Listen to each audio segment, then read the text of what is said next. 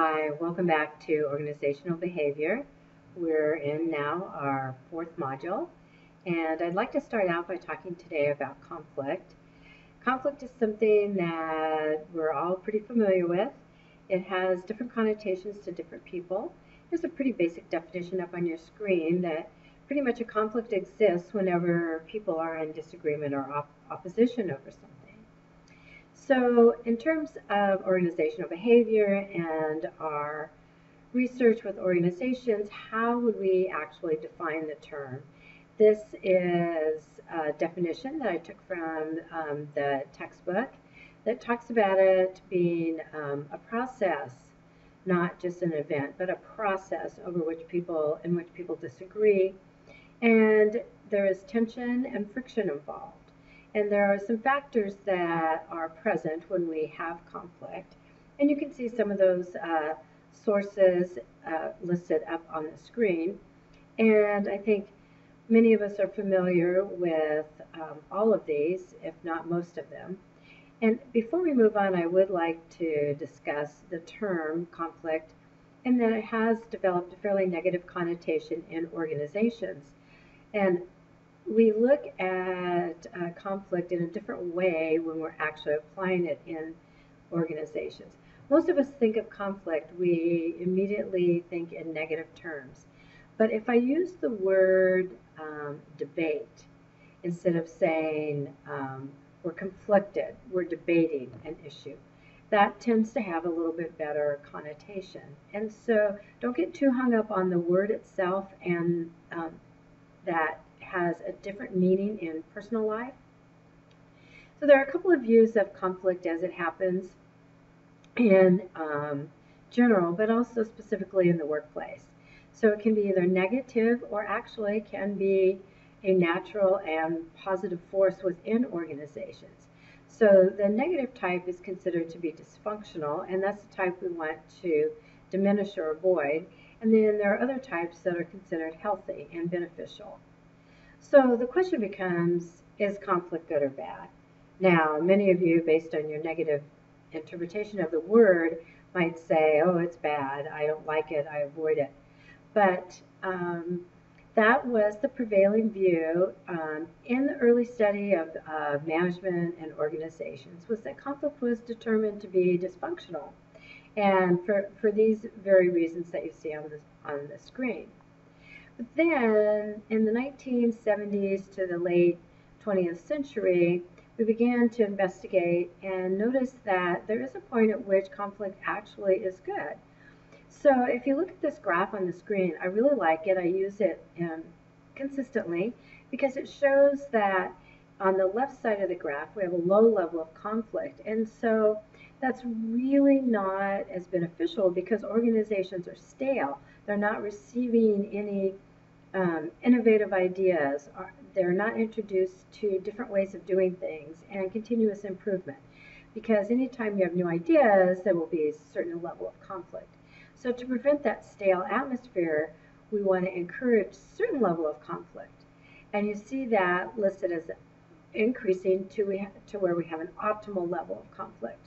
Then at some point, if conflict becomes too overt and too all-consuming, then it has a negative effect on the performance of the organization. So again, we have our two types, and this is in line with the emerging view of conflict, which is there is a constructive type and then a dysfunctional type that typically is surrounded around relationships and personal feelings, attitudes, etc.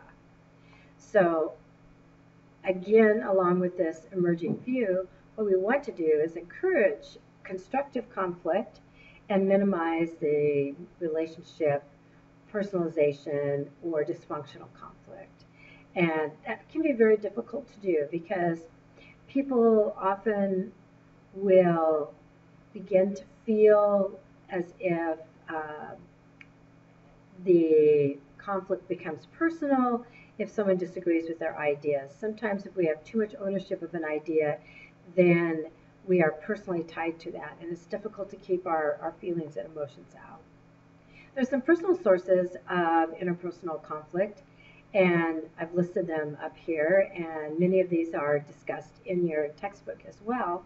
But again, a lot of this has to do with perceptions, many of the things we've talked about already in this course, how our experiences, our background, the culture that we grew up in, our belief systems, these all have an input in how we perceive a situation or the conflict itself, its importance, right or wrong, all of these things. And so you can't assume that somebody else comes to the table with the same view that you have. Now, in terms of organizational conflict, there's some causes that we look at, and these are often at the root of where we see conflict within organizations, where we have some disagreement over goals, or there's a lot of uncertainty, a lack of clarity in an organization. There's a fight over resources, and maybe reward systems are not viewed as fair and just. And then when we see a level of interdependence increasing or decreasing, we begin to see, as people have to work together, more conflict. So as individuals, we deal with conflict in different ways. There are 5 primary ways that are listed on your screen, and these are pretty well accepted in the field of organizational behavior research. And there are pros and cons to each one. As you can see, we start out with collaboration, and it's more of a finding another way. So instead of your way or my way, we find a third way that could end up being good for both parties. There's competition. There are those who are very accommodating and tend to acquiesce. Avoidance are those who walk away and don't engage in that conflict. And then compromise falls in the middle between how much we assert ourselves and how much we cooperate. And usually compromise involves all parties giving something up in order to come to an agreement that everyone can live with. So it's not the same as collaboration. Here's a graph I took from your textbook that shows the 2 axes as listed as cooperativeness and assertiveness, so you can see visually how they fall on this table. I brought in another one from a different org behavior source, and this, the 5 styles are listed in the middle, although instead of competition, they've used forcing, and instead of compromise, they've used negotiating, meaning the same thing. And what they look at is how much of a concern the negotiators have for their own interests themselves, and how much they have for the interests and needs of others. So you can see here, if you want to put it in very general terms, for instance, accommodating would be you win and I lose because I just acquiesce. And in negotiating, it's you win some, I win some, or you lose some, I lose some. And in collaborating, that's, as I talked about earlier, is more of a win-win, where we look for something, a situation where we both feel good about walking away, that we gain something from. And I'll let you look at those. Then, if we're looking at the behavioral side of conflict and how we can prevent and reduce this more dysfunctional aspect, there are some ideas up on the screen that you can take a look at. If you're just listening to this, I don't want to read through all of them, so you might want to take a look at it later. But some of this has to do with the nature of how the problem, issue, or situation is presented, and the information involved, clarity involved, that sort of thing. And if there are some sort of rules in terms of how we're going to meet tasks and the process of making decisions, etc. So again, at the very bottom, you can see that the behavioral method, which is about rewards and punishment or taking away rewards, is effective if the conflict is caused by, a lack of clarity, and about procedures or goal setting, as opposed to personal attitudes. Now, for the attitudinal method of conflict, then you're really trying to address people's behavior in terms of their feelings, how they think, And that's a bit different. And so what you really want to do is try to develop a long-term solution and to reinforce the importance of a relationship building negotiation. Because then when you learn to work more collaboratively with one another, even in negotiation, it can benefit everybody. Now, I mentioned earlier that there's a sweet spot for conflict. And so some organizations will actually increase or stimulate conflict in the organization. Again, particularly if it's stale or there's too much sameness and competitors are moving faster and beyond what your organization's doing. You're not meeting the needs of your customers. You're not adapting to the changing environment. And so these are some of the tactics that they can do, basically taking clarity out of the situation and introducing a bit more ambiguity, and maybe even introducing some healthy competition into the workplace. So how do we solve conflict? One of the tools that we use is through negotiation. And as you can see, I put a definition up here that negotiation is basically attempting to resolve divergent goals by redefining terms of interdependence. So what does that mean? Let's take a look at conflicts, how we handle it, and make sense out of this. So of the styles we talked about, what conflict handling style is best when you're negotiating? It's important to be problem-oriented and only shift, and in other words, focus on that, trying to find an alternative or an answer that allows each person or each party in the negotiation to walk away with feeling like a winner. You switch to the more aggressive win-lose style under a couple of circumstances. When it's clear the other style will not work. So when mutual gains are not going to happen, that's when you need to switch. If usually that means the other party is not willing to partake in a collaborative effort. So here's a little bit more basic definition of negotiation. As a process whereby two or more parties reach a mutually agreeable arrangement. So it sounds better, easier to understand. And if you look at the elements that are common in negotiations, you can see that there's a recognition that the parties are somewhat interdependent. They're there to have some sort of exchange, and they need something from each other. And so conflict can be in goals or processes, or the fact that people are motivated by a certain agenda or a need, and hopefully that they both believe that they can reach an agreement. So there are 4 phases of negotiation that we can take a look at. The first is kind of gathering the information, making sure that you understand the situation and what's going on. Initially, we do an opening offer, and that can be written or oral. And then the bargaining begins, moving back and forth. And the final phase is reaching an agreement and closing down the negotiation process. That sounds really easy. There are a lot of mistakes in negotiation. And one is people actually may concede, are afraid they're going to concede too much. So they make the mistake of coming in with too aggressive behavior in the negotiation, which sends a different signal to the other side.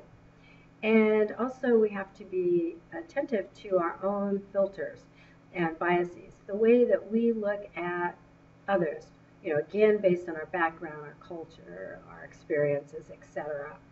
And we've talked about stereotyping, halo effect, that sort of thing earlier in the course, and these have a place as well in negotiation. And overconfidence can also lead us to make mistakes in negotiation. So there's some strategies we can use to hopefully be successful. And one is to remember that creativity allows for developing novel solutions. That's that win-win, kind of the third way. Then flexibility, that we have to go in a bit with an open mind, that sometimes what we think we want is not really the only answer to our problem. And then trying to be positive, keeping the climate problem or positive, and understanding what we can and can't control. Letting go of what we can't control, and trying to keep some sort of balance of power in the negotiation so that one party is not far more overpowering than the other. And again, what is it we're trying to accomplish? Knowing why we're there and what it is we want to get to. And learning to say no if what we're offered and the only deal on the table is one that doesn't match those goals. That's very important. You don't take you don't agree to a negotiation simply to win something, because that something needs to be congruent with your goals. So specific strategies are, when to use different styles. If you have a collaborative process, then collaboration works great.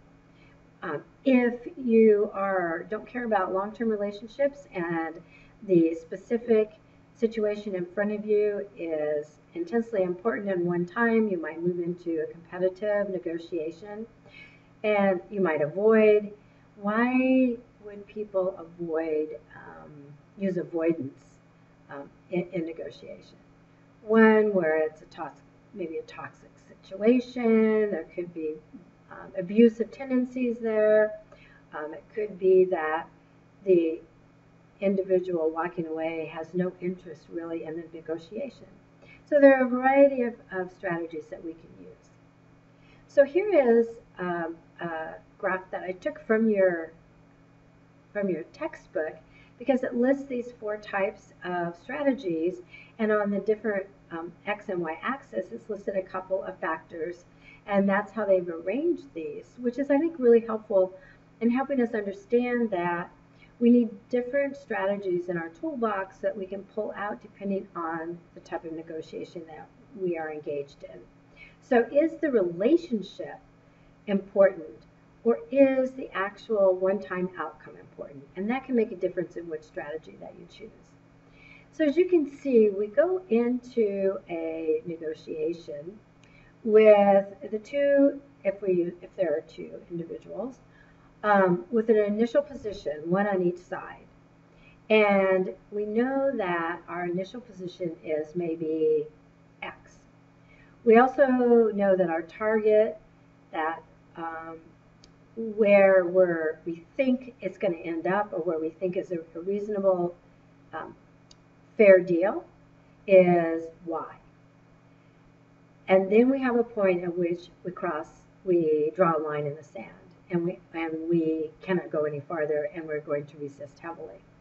So the area between the target and our resistance is actually the area of potential agreement when we're engaged in these negotiations. So something to remember as you're in that process. Well, speaking of conflict negotiation, is a nice lead-in to this whole idea of leadership in organizations. And because leadership is about influence, and we study leadership for a variety of reasons. There are a number of leadership theories out there. And so I like to ask the question, what is leadership theory? And it answers up on the screen, and it's an explanation of some aspect of leadership which is used to better understand, predict, and control successful leadership. So in other words, we develop, based on our study of leaders and leadership in organizations, we develop these mental models of what works, what doesn't work, based on situations and context and the people involved. And that will help us predict how to act in future situations.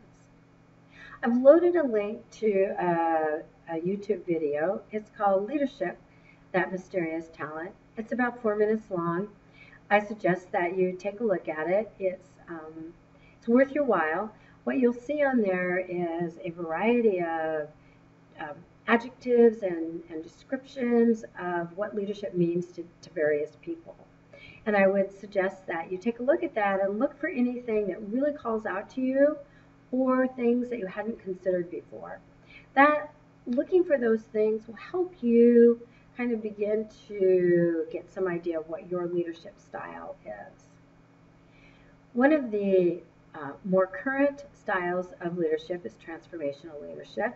It's also probably one of the most popular ones of the contemporary styles. Transformational leaders see themselves as change agents. They're visionaries. They are willing to take risks, but of course not, but there are calculated risks. That is a very ethical leadership style and has that leaders have core values that guide their behavior. Transformational leaders typically are extremely intelligent, so they engage in planning and action, as opposed to those who might just jump in as they have a visionary idea. They're flexible and they learn from experience, but they also believe in their people, and part of the goal is to help followers themselves become transformational leaders. Authentic leadership is another contemporary style, and it's really been born out of I think, what I would suggest is it's been born out of a concern over failed leadership that we see here in this country anyway, in our corporations, our businesses, and among our politicians. Those that we have looked to in the past for leadership have continued to make mistakes, to be not only not authentic, but to abuse their positions. So an authentic leader is one who is very true to his or her own values, and so is very transparent, and so that you know what the leader stands for and how they're going to lead in that style along their own value system. So they tend to be reflective and very clear. Constant communication is a priority, and it's a two-way communication. And yet, one of the concerns with authentic leadership is that if a leader has a strong value system that they're following, that means others will be held to that same value system. And so what if you disagree with that? Or what if it is it flexible? So, and do you rely on one person to make all of those judgments? As the style has been studied and invoked more out in the real world, what we see is it's been tempered by a need to bring in others, to hold the leader responsible not only to their own value system, but also to the values of the organization. Here are some key factors. Basically, know who you are, know who your values are, and follow them. Servant leadership, I can't remember if it's actually in your textbook, but I wanted to bring it up. It's a very new style, and basically it's a style where the leader transcends self-interest to serve the needs of others by helping them grow professionally and personally. So you can see that characteristics of patience, kindness, humility, respect, honesty, and commitment are very important. The servant leader tends to place the follower ahead of the organization. And this is one of the concerns with this leadership style. However, those who follow a servant leader style would suggest that by empowering, encouraging, and helping followers grow and develop, that they in turn are grateful and they become the new line of leadership within the organization. But more importantly, they will serve the organization that has served them well. So there are some instances of servant leaders today. One is the CEO of Starbucks, Howard Schultz, who's been very successful with this style of leadership. So if we look at leadership historically, how did this all come about, and which is the right style? Is there a right style? So leadership came out on the heels of the study of management, which came about after the Industrial Revolution. We had to figure out ways of managing people, large numbers of people in one location, and motivating people, leading them became a challenge. And so that's where the study of leadership developed. The majority of it has been conducted in the late 20th century. So it's a fairly new area of study. One of the first areas that researchers looked at was the trait approach. So you can see here on the screen we have listed some of the things that are important in successful leaders that were studied over many research projects, that these were characteristics that seem to appear fairly frequently. So as researchers looked at this, they began to think, okay, if we can study successful leaders, figure out what they have in common, then that will help us choose future leaders. Unfortunately, there's a lot of uniqueness and variety among leaders, so there was no common recipe. So then researchers thought, well, maybe it's not just who they are, but what they do. And so the behavior approach was born.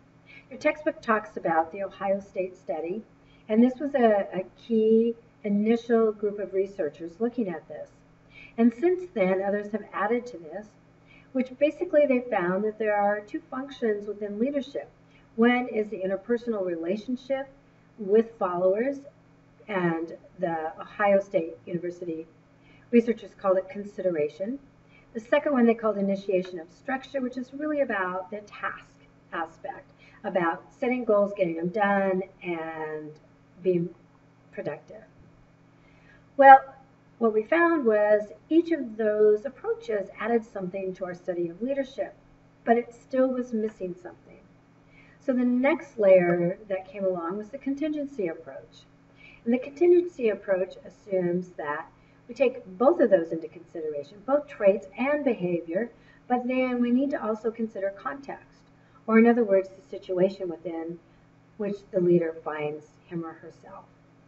And if you think about situation and context, one of the key things is the makeup of your followers. You know, how much leadership and guidance do they want? How much empowerment do they want? And that instead of having followers adapt to the leader, in the contingency approach, it became evident that leaders should adapt to various followers. So here's again a graphic that I took from your textbook that shows how this can play out and that we take all of these things into consideration. So as you can see now, leadership is becoming more and more complicated. To add to the contingency model is the work of Fieldler, and he looked more into this relationship and task model and added to it. Another researcher, Robert House, developed the path goal theory, which is very popular, by the way, among students, in which a leader works to meet the needs of subordinates regarding both task and structure.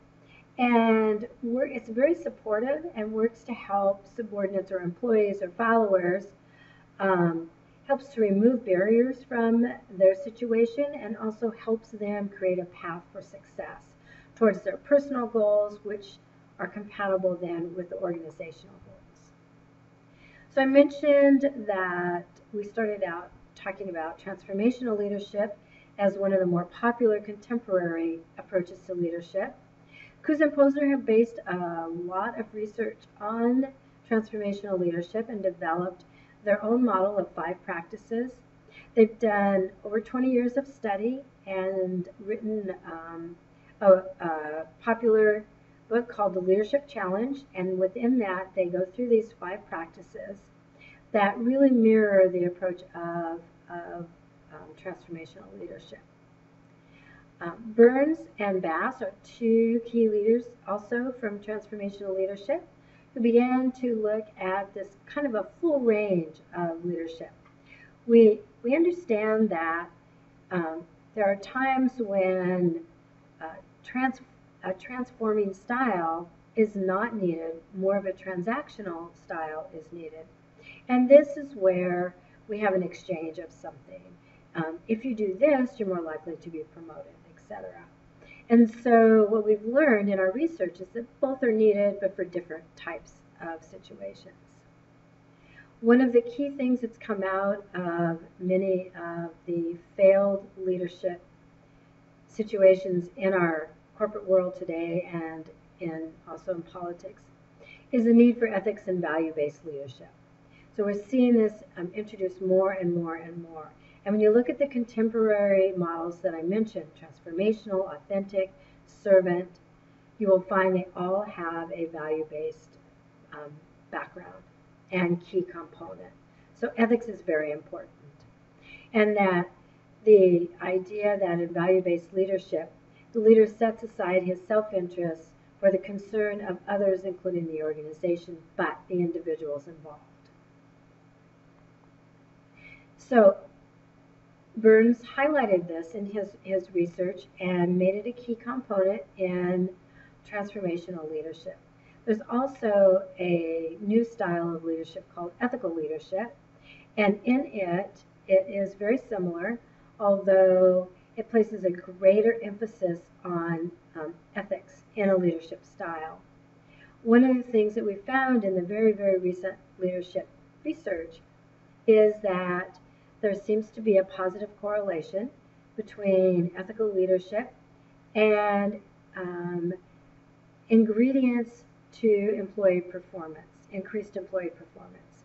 So this is a really good sign, and it demonstrates what we're seeing so far is going in a direction that demonstrates that ethics and success of organizations, as in profit, are not mutually exclusive, and in fact, an ethical organization may, over a long term, exceed that of an organization that is less ethical, which makes sense when you think about an example like Enron, which is very successful in the short term and very unsuccessful in the long term. Positive leadership is another newer style that we think about, and that's about maximizing strengths and minimizing weaknesses. So making individual weaknesses irrelevant and working to maximize the strengths. And if you've followed Jim Collins' writing, in his book Good to Great, he uses the analogy of getting the right people in the right seat on the right bus. So that's a similar related concept to maximizing people's strengths. So to kind of begin to sum this up, along with Burns, we are now seeing that leaders, followers, and ethics are all intertwined and do have a place in looking at organizations. Apologize, I went backwards instead of forwards. So that leads us from influencing others through leadership to a concept of power and how that looks in an organization. And along with power, we also need to look at politics. So power, because they're very closely related, power is really the ability to influence others. So again, this is a term, the word power often has a negative connotation, much like the word conflict. But power is really about influencing others. So a positive ethical leader that is successful and has a huge following and influences others is powerful. So if you think of Martin Luther King, he was extremely powerful. His influence was great over others. So is that a negative? So there are positives and negatives about power. Politics is often used to refer to the use of power to influence outcomes within an organization, and oftentimes it means for the benefit of the individual rather than the organization. So power and authority are not the same thing. Authority is a type of power, but power has other sources besides authority. So, but in the early study of management, that was the style. Authority was all that was known. And so they were considered to be synonymous.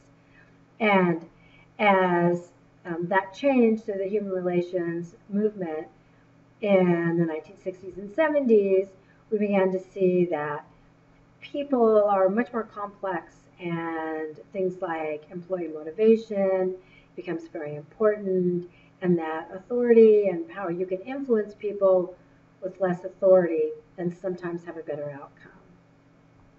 So power and authority, again, just to define them slightly different, power is about influencing others, and authority is something that is granted to an individual by the organization in a formal way, either by title or job description or within the position that's held. A person can exercise personal power with or without authority through a number of sources. And We see this in some of our other courses. We talk about this. There's legitimate, reward, coercive, expert, referent, and charismatic power. So here are some brief descriptions of each. I'm not going to belabor them. Again, your textbook does a good job of discussing them, but most of them are fairly straightforward. Perhaps maybe not the referent power, which is really about idolizing somebody or wanting to have a relationship with them. So it's a more attitudinal, personal, relationship-driven source of influence. So here are some of the positive aspects of power. It can be important. It can be a vital force within organizations where, particularly, again, if people are using power and influence for the betterment of the organization and for the betterment of community and stakeholders, then it becomes a positive force. Negative aspects of power are probably what most of us are more familiar with and talk the most about, and this is when power becomes self-serving, when it's abused and people look at it for their own personal self-aggrandizement, promotion, career, etc. And it usually lacks respect for others and can often be abusive. So it's important to develop a culture and climate that helps fend off that sort of negative power politic approach. And these are some of the things that we can do to develop a more positive climate. And again, the culture of an organization can be really powerful. A lot has to do with leadership, with communication, transparency, accountability, a history of fairness, trust. Trust is becoming a very important term in organizations today. So as members of organizations, we actually should develop some political skills because there are positive skills, not just negative skills. And so, but you want to learn how to use the organizational political system for positive outcomes rather than personal negative ones. So a couple of views of power are that people are motivated to power for a couple of reasons. One is relational constructs. So, if you're on a team, if you're working within a department, the ability to influence others and work together for a positive outcome. The other is motivational, and that's the reason why people ascribe to power. So it can be to do for the greater good, as in somebody like Gandhi or Martin Luther King, or it can be for your own personal well-being. So that wraps up our Module 4. I want to thank you, and as always, don't hesitate to let me know if you have any questions.